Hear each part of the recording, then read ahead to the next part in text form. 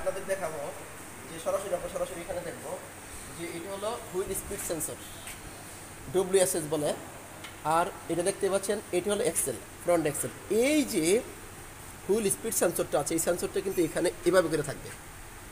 এভাবে করে যখন থাকবে, যখন এটা ঘুরবে তখন এখানে 50 থেকে 60 বার এরকম ট্রিগারের ব্যবস্থা আছে।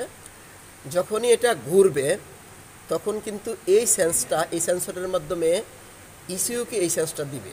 ইসিউ সেই অনুপাতে অ্যাকচুয়েটার দ্বারা সেভাবে কাজ করবে। আর দেখতে পাচ্ছেন যে এটা কিন্তু হলো ব্রেক ডিস্ক, এটা হলো ডিস্ক টাইপ ব্রেক, এটা হলো ব্রেক প্যাড। আর এই যে এই অংশটা দেখতে পাচ্ছেন এটা কিন্তু হ্যাঙ্গার, আমরা কিন্তু মোটামুটি দেখলে বুঝবেন এটা হলো শক অ্যাবজর্বার। এইটা হলো এবিএস সিস্টেমের একটি গাড়ি।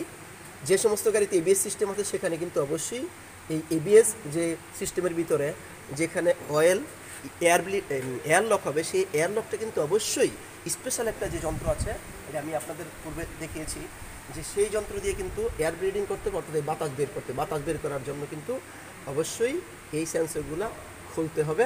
এবং এই বাতাস বের করার সিস্টেম এখানে আছে, দেখতে পাচ্ছেন যে এই যে এখানে দেখেন এটা হলো এই নিপল আছে, এই যে নিপল আছে, এই নিপলে ঠান্ডা করলে এই নিপলের ভিতরে আমি পাইপ লাগাই দিতে হবে। দিলে পরে কিন্তু তখন এদিক দিয়ে বাতাসটা বের হবে এই স্পেশাল যন্ত্রের মাধ্যমে। অর্থাৎ এয়ার ব্লিডিং ফ্লুইড চেঞ্জার আছে, সেই চেঞ্জার দিয়ে করতে হবে। সাধারণভাবে যদি আমরা করি তাহলে পরে আমাদের অসুবিধা হইতে পারে। ধন্যবাদ সবাইকে।